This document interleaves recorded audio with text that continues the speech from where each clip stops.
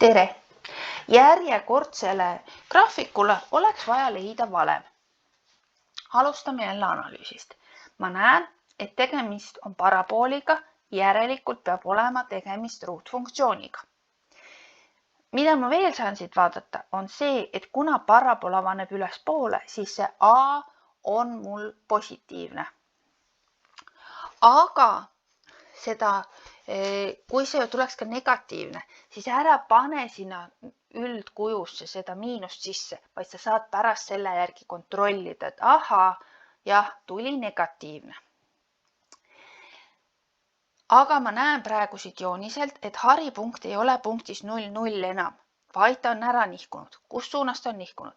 Allapoole nihkunud. Ehk siis üles-alla nihutas parabooli vaba liige, ehk mul peab olema ka vaba liige olemas. Ja lineaarliikme ma võin siit vahepealt ära jätta, sest ma näen, et see parabool on sümmeetriline Y-telje suhtes. Ehk seda liiget, mis teda vasakule paremale nihutaks, seda ei ole olemas. Nii, kui ma olen selle üldkuju endale kirja pannud, et Y võrdub AX ruudus pluss C, siis ma pean määrama need A-d ja C-d. Ja alustan C-st, sest seda ma näen joonise pealt. Vaba liige ükskõik millise funktsiooni korral, kas siis ruutfunktsiooni või lineaarfunktsiooni korral, vaba liige on see koht, kus koha peal läheb funktsioon läbi Y-telje. Praegusel hetkel ma näen, et -3 juurest. Järelikult ma saan C asemele kirjutada -3 ehk Y võrdub AX ruudus -3. Nüüd mul on A vaja leida ja selleks ma pean valima mingisuguse punkti. Jälle selline punkt valin, millel ma saan konkreetselt koordinaate välja lugeda. Näiteks kas siis see 3, 4 või 2, 0. Siit miinusega poole pealt saaks ka neid võtta. Kuna mulle isiklikult miinustega väga ei meeldi mängida, kui vähegi võimalik, siis nihverdaks eemale, siis ma sealt poolt tavaliselt ei võta. Praegusel juhul ma võtsin selle punkti 2, 0 endale mängumaaks. Nii, ja panen siis Y asemele 0 ja X asemele 2. Saan võrrandi. 0 võrdub A korda 2 ruudus -3.